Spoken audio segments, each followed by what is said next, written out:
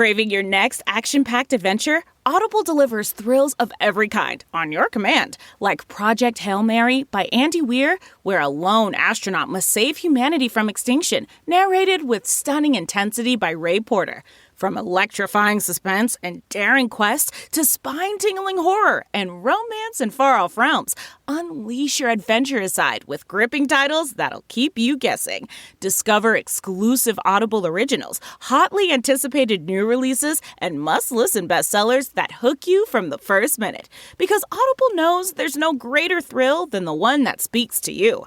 Discover what lies beyond the edge of your seat. Start your free 30-day trial at audible.com/WonderyUS. That's audible.com/WonderyUS.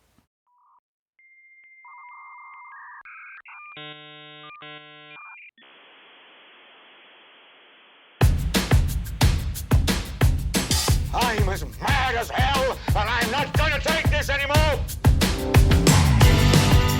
Hey everyone, it's Matthew Zachary, and welcome back to Out of Patience. What was once a show is now a party right here on the same feed you already subscribed to. Why? Because I'm now the ringleader of a whole new cast of senior correspondents with segments featuring opinion pieces, rants, and the latest news about the shit show that is our fabulous healthcare system. The only thing that hasn't changed is our mission to make healthcare suck less for everyone. Let's get started.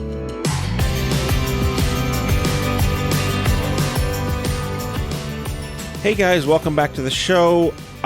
Super quick before I get to the guest intro, I'm hoping to get like maybe 20 or 30 more Apple Podcast reviews. I don't really ask for this very often, but it'd be great for those of you listening on Apple Podcasts to consider leaving a review. Hopefully a good one, maybe a 5-star rating.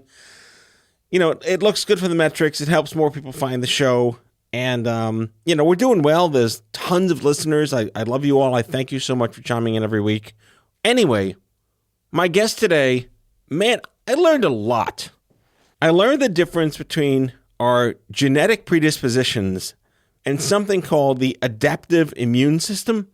And the theme of the show is kind of how humanity has more or less lost, at least here in America perhaps, the Star Trek shields that protect our natural defenses from things, but most importantly from things like food. Food allergies kind of didn't exist in the 60s and 70s.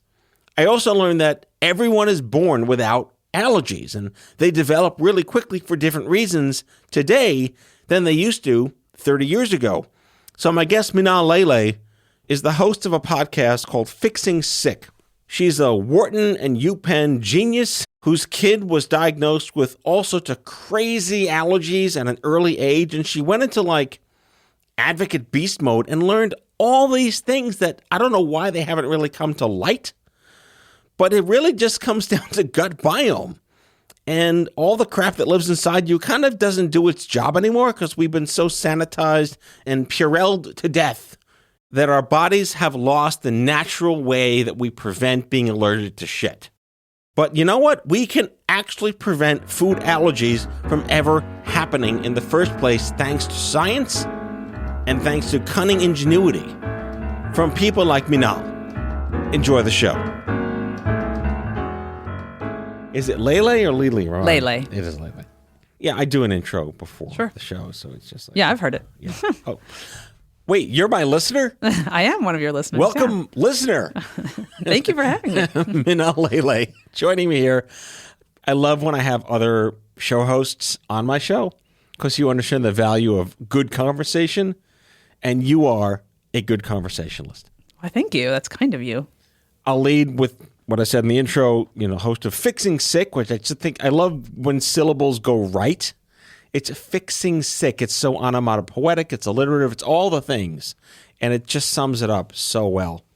But I also, I know so many friends that like out of, necessity being the mother of invention, going into, I'll start my own food company or beverage company. And they had no idea what they were in for. So we can get into like founder therapy later in the show.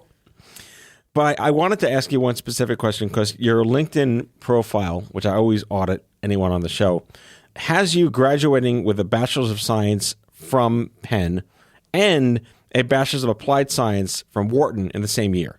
That's correct. How the hell did that happen? Well, so I went to an undergraduate program where you actually do a joint degree, one from the engineering school and one from the business school. So everyone who graduates from Wharton undergraduate, you get a Bachelor of Science Economics, and you get an engineering degree from the engineering school. But the whole point was to actually do both degrees at once and to graduate with both sets of knowledge so that you could go into the business of science or be very effective at the science part of a business. Now, was all this before the shit hit the fan in your family, or was it something that you were doing and then while the shit was hitting the fan?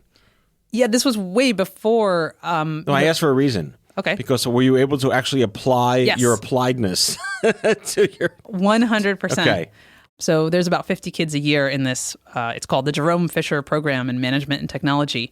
And yeah, I actually pursued a career doing both things. And this company, Little Mixins, is actually my third medical startup company. So I've been applying, doing the science of business, business of science for the entire time. And so that was all kind of actually one of the reasons I did it. It's not that it fell into my lap per se, is I pursued it because I felt like, what a weird situation that I have this problem personally, and I happen to have a lot of experience in the tools to actually be effective in solving, bring a solution to the market.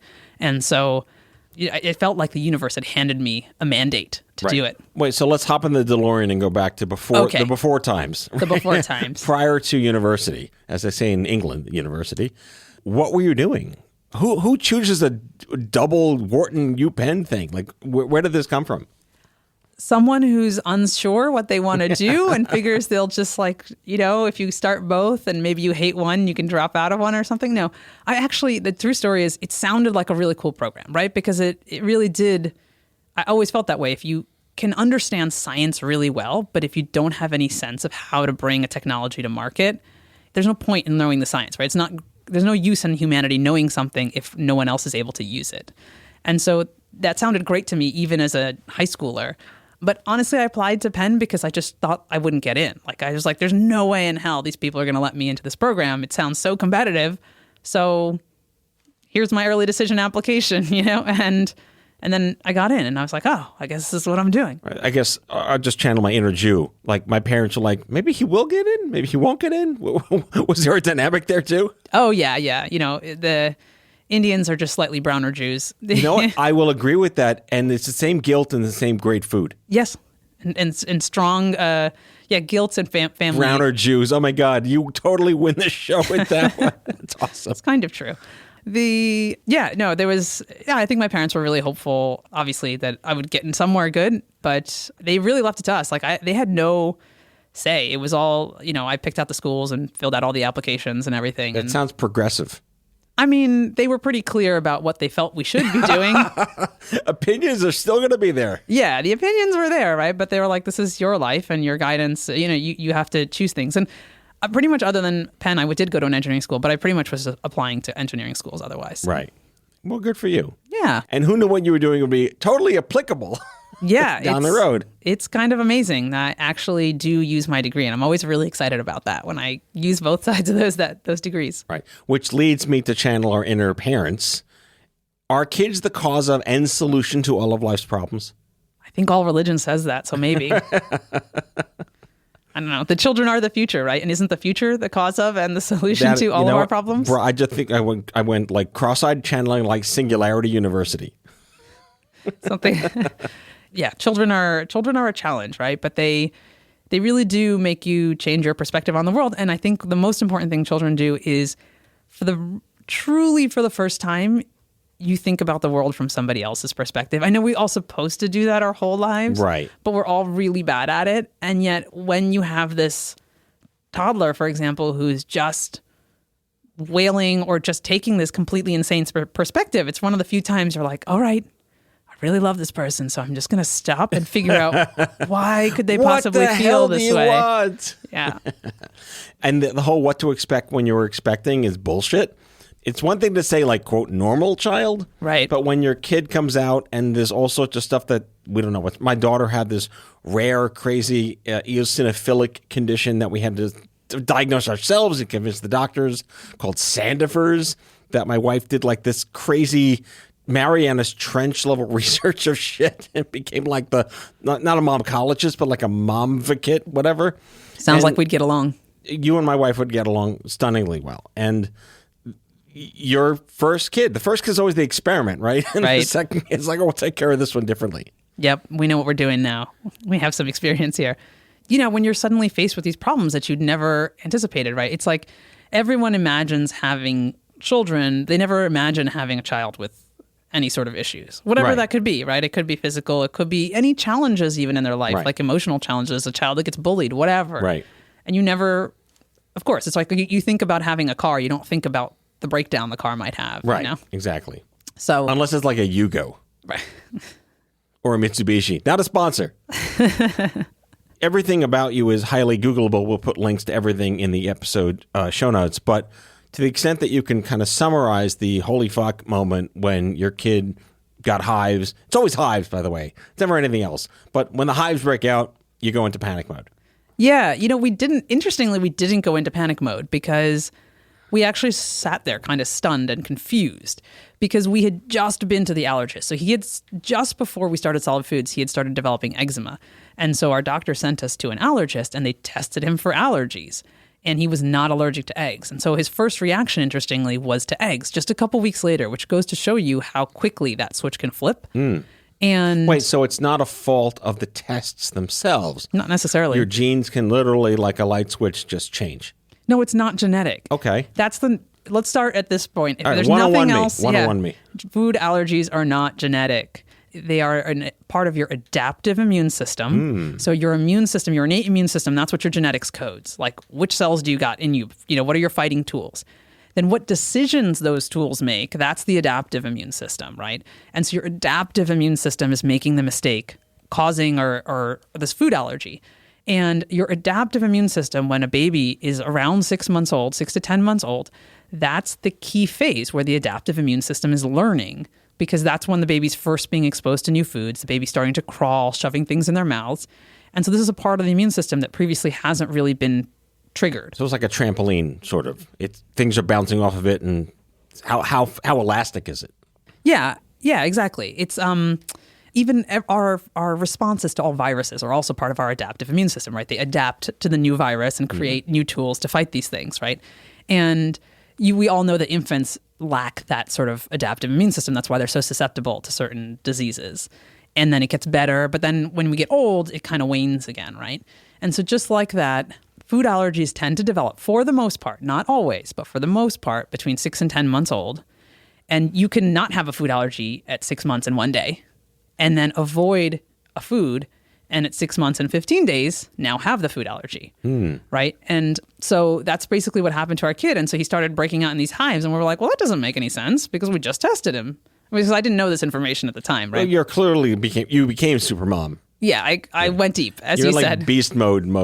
Well, yes, because this was really frustrating, right? And when I'm presented information by experts, and then it turns out to not, then I want to understand why. And at the time, everyone had really framed food allergies and other allergic diseases as genetic.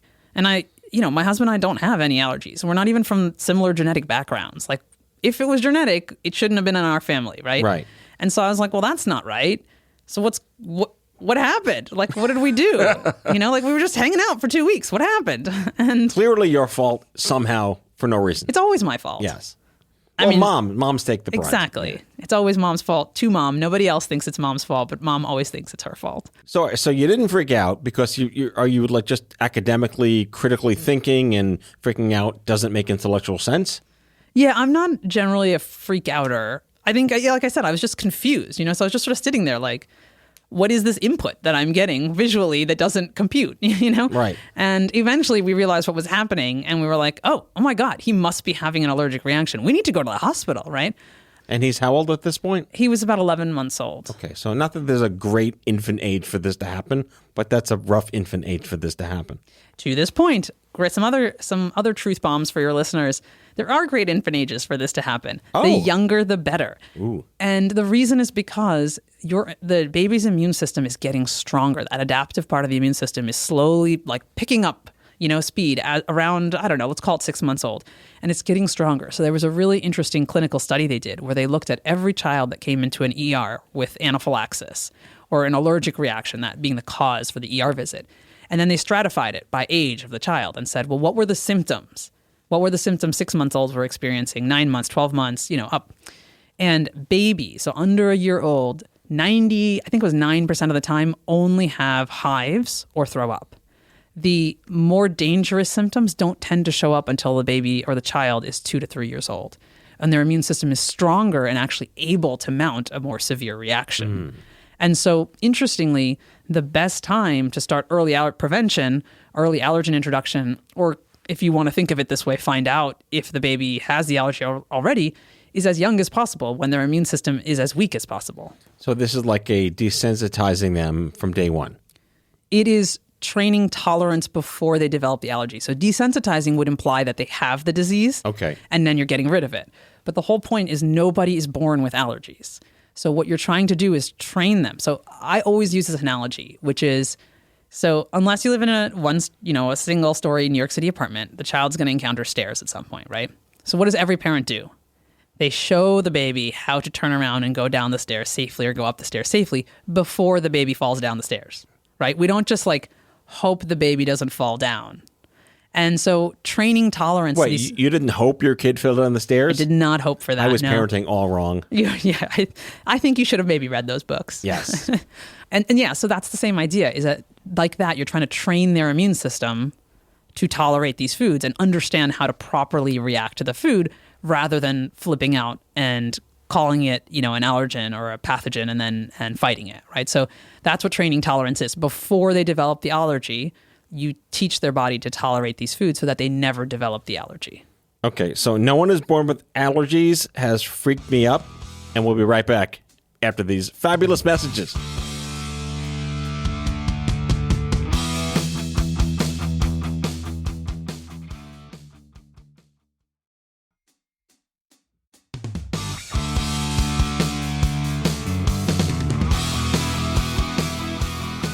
All right, we're back. My first question, should every baby then be born into a vat of peanut butter? No, you don't want to be touching it with your skin. You want to be eating it. So actually, that's a big mistake a lot of people make. I will no longer allow whatever children to be born into a vat of Jiffy. Yes. Not Jiffy. Wait, to be born into a vat of Jif, not yes. a sponsor. So actually, that's how one of the main reasons that children, they believe, started to develop allergies is because by definition, food is everywhere in our atmosphere, right? The dust of it is everywhere. And so when we were not feeding children foods, like allergenic foods in infancy, they were definitely touching them, though, still, right? And so what was happening is they were getting skin exposure, which causes sensitization to foods, but they weren't getting the gut exposure, which teaches the body to stay cool. And so what you're doing in the process of early allergen introduction is you're actually giving the body that counter signal that says, hey, this is actually safe. Mom and dad gave this to me. I can eat this. I'm processing it. Everything's going to be fine. So it is true that nobody is born with allergies, eczema, food allergy, anything. But some kids can develop these diseases super, super early on. Typically, the first one to develop is eczema. And you will get babies that it looks like by day 1, day 2, they already seem to have eczema, really sensitive skin. And then asthma typically shows up after the food allergies when they're a little bit older. But part of the reason food allergies, quote, don't develop earlier is because they're not eating food. But for example, you can have a baby who's a month old who develops a milk allergy, right? So it can happen earlier, depending. And it's really about, as the immune system is kind of going through these phases of development, it should be getting the right inputs at the right time. Okay, so I'm going to pull a Gen X, get off my lawn, back in my day thing here. Mm-hmm. Where were the allergies in the 70s? Were we just playing in dirt and our body was fine with it? And now we're too Purelled as a society? It's maybe the Purell. So we know, if you think about it the other way, right? Which is, okay, let's start from the beginning, which is an allergy is a mistake the immune system's making, right? The immune system is tagging, let's call it almond, as a pathogen. So the first question we should ask is why would the immune system do that? Why would it make that mistake, right? Well, it turns out that most of the food proteins that we most typically develop food allergies to, there's kind of a top 9. They think that structurally the proteins in there actually look most structurally similar to pathogens we'd experienced throughout history. Okay. And that's why certain foods tend to trigger allergies way more often than other foods. Okay, fine. So now we understand that kind of mechanism, but like what's causing the mistake? And what you see, and this is, again, I've not done any of this research, but I'm trying to walk you through the thinking that all the allergists and immunologists got to, was the immune system goes into high alert. There are certain contexts, there are certain reasons, right, when the immune system goes into high alert. Obviously, if you get a virus, it's exposed to this virus, it sees the virus like exploding your cells, and it's like, well, that's not good, right? But when it comes to pathogens, the way pathogens typically get into our body is they, like a hookworm, is like they break through the barrier. They actually go through the skin barrier, or they go through the lung barrier, or they break through the gut barrier, right? Okay. So that's exactly what's happening with these proteins. They're going through the skin, through the lungs, into the blood, through the gut barrier, into the bloodstream. And so that's why your body's freaking out, because they're like, hey, these proteins were not supposed to cross the barrier. They're supposed to be contained. Mm-hmm. Why did that happen?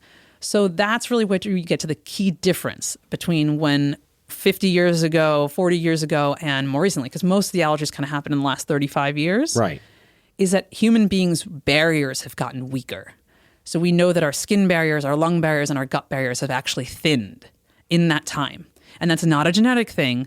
So then you get to the next level question. Is that an epigenetic thing? It's not epigenetic. Our barriers are not just us.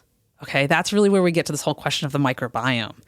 So the microbiome, one mental analogy, which is not totally correct, but I find just say it anyway. Visually helpful, is when I think about a ship that's covered in barnacles, right? And if you imagine the microbes on your skin are like those barnacles on the ship. Now imagine that the barnacles, as their way to like stick to the ship and stick to each other, they kind of like secrete stuff. Mm-hmm. And that actually creates a second hull, right? So when we strip the barnacles off a ship, if we went at it with like an axe or, just like a chisel, we would not only remove one hull, but we would weaken the ship's hull too, right? And that's actually what happened, was we changed what microbes were living on us and in us. And that has not only because they themselves were a layer of the barrier, but they also used to secrete stuff, these like complex fatty acids and other things that also created a layer. And without those two things, we're like 2 layers down, basically. So like the Star Trek shields are down to 5%. Exactly. Number one. Well, what is it? Number one, what's the report? And then they shake, and then they're like, down to 10%. Engage with your food allergies. Yeah. So did we do this to ourselves as a species? Is this like agribusiness conspiracies and watered down crap and fluoride in the water? Like, is there any data? And we wanted to talk about the LEAP study, the PETITE study, and the EAT study. Rhyming on purpose? I don't know. But there's data to suggest that a lot of this bears fruit. Yes. So the LEAP, PETITE, and EAT study actually are specifically looking at early allergen introduction, which says, hey, in this current environment we're in, given not worrying about what kind of caused all these issues, but saying, look, this is where we are as a humanity, as a society today. Can we prevent food allergies? And it turns out yes. Up to 97% of peanut allergies are preventable if parents follow the protocol, meaning the baby is eating 2 grams of peanut protein 2 to 3 times a week for months.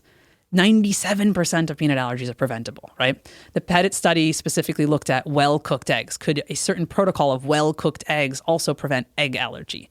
The EAT study looked at, well, what happens then if we try and prevent lots of different allergies, right? And that was a really critical study because it showed that if parents are not adherent to the protocol, meaning the baby doesn't eat the protein in enough quantity and frequently enough, they get no benefit over avoidance. Mm-hmm. So that protocol adherence really, really matters to prevention of those food allergies.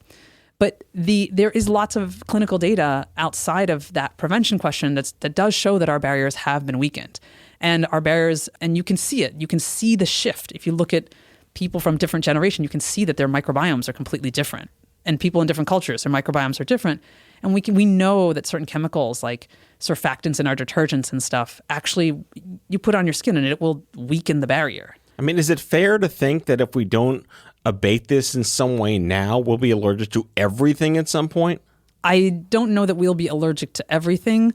Again, kind of going back to that question of what are things your body is willing to call a pathogen. But I mean, the problems will keep getting worse, right? Because allergic diseases are very linked to autoimmune diseases. They're very linked to autism spectrum diseases, emotional regulation issues. So we're headed down a really, really dangerous path of a wild majority of us being basically deeply disabled if we don't stop the things that are causing this kind of breakdown of our systems. I mean, I love the very idea of trying to prevent food allergies before they become a thing. That's kind of akin to the other shows I've done here, which is like, can we detect cancer before it's cancer, right? When it's like stage a half, whatever that looks like. Is it too late for those of us and our kids that are already fucked up because they can't do anything or touch anything?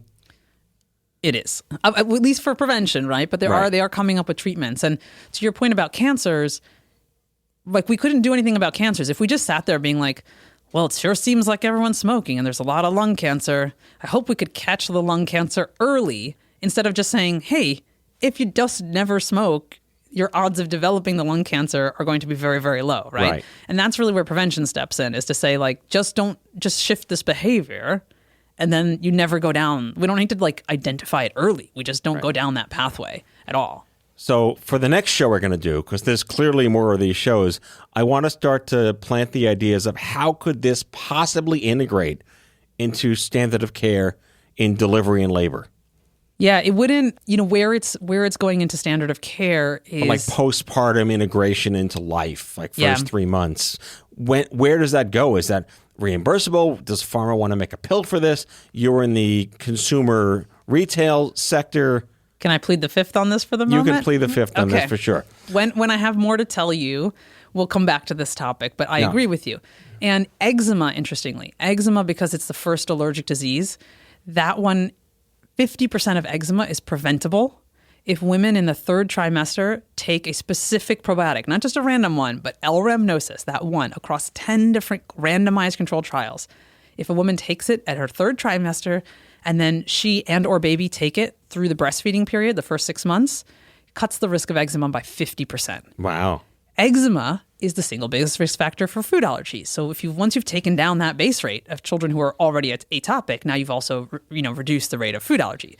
These two interventions, L-rhamnosus, from third trimester through 6 months, and then early allergen introduction could easily cut, again, 50% of eczema and up to 90% of food allergies. And we'd live in a wildly different world. Like schools, that nurse's cabinet in an elementary school would look wildly different. Is that probiotic like on the shelves anywhere? Yes. But my company, of course, now sells one because we're like, well, we got to make this available to people. But we're by no means the only people that sell one, right? So you just have to look at the bottle and make sure that there's a sufficient quantity of that specific strain, L-rhamnosus, or that specific bacteria, I should say. All right. So let's talk about your show, Fixing Sick. Mm-hmm. Again, I love the name. It makes sense. It's like, I love when anything in media just clicks. It's simple. 2 words, 3 words, you're done. Hey, out of patience. What a great name. What made you decide that that was going to be the medium for you to build an audience and talk to the world? The reason for the podcast was actually almost as an offshoot of other work I was doing. So like your wife, I was just going deep, and I just did the thing where I actually just started calling up researchers. I was reading people's papers, off PubMed, and then I would call them and say, or email them and say, hey, I have more questions. I don't understand what you meant when you did this. Like when you said this comment, what does that mean? Or can you point me to what was the thinking behind that?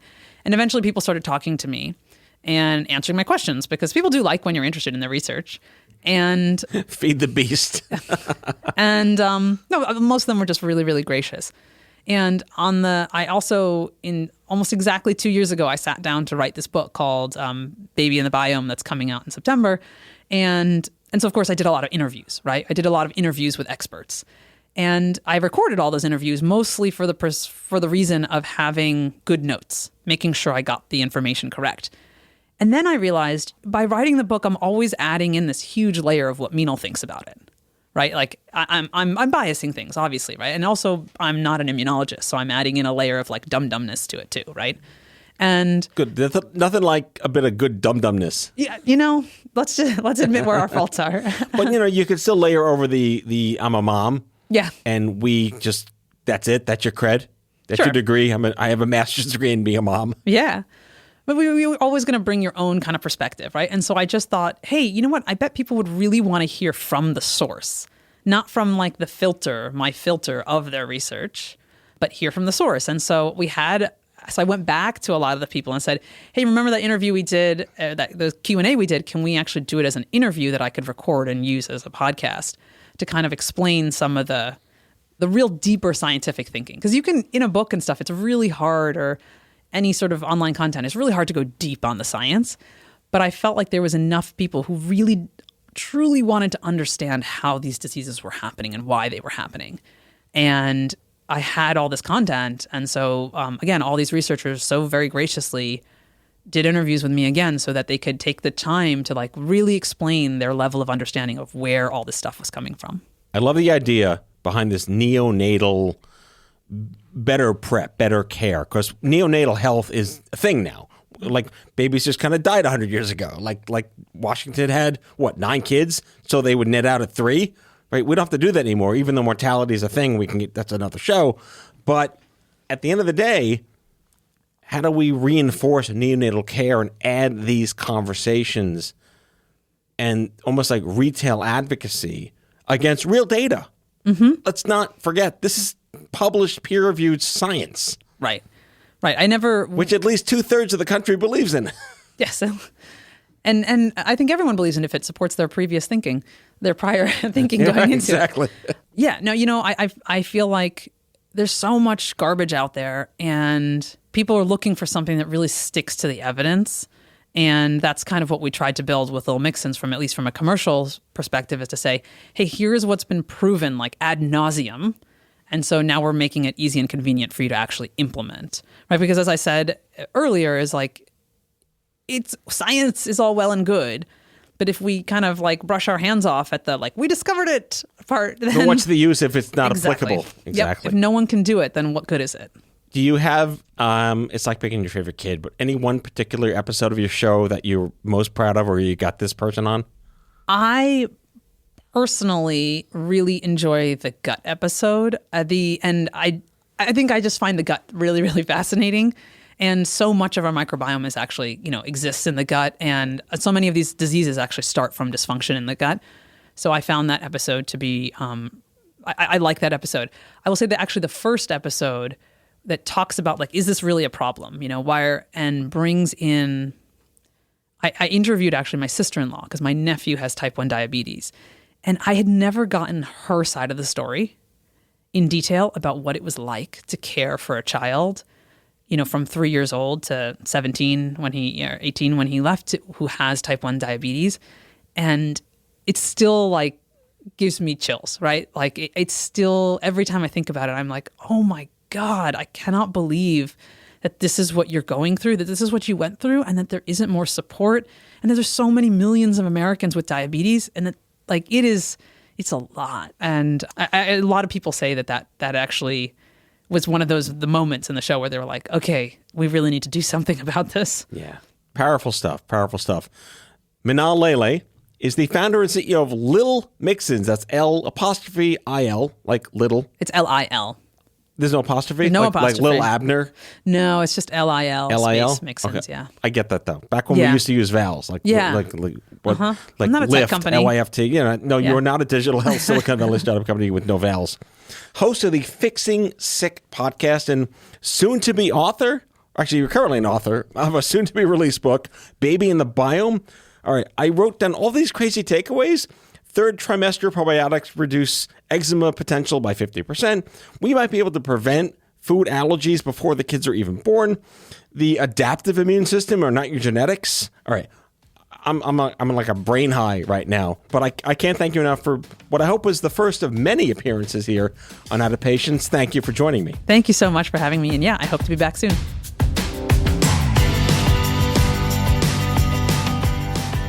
Out of Patience with Matthew Zachary is an Off-Script Health production.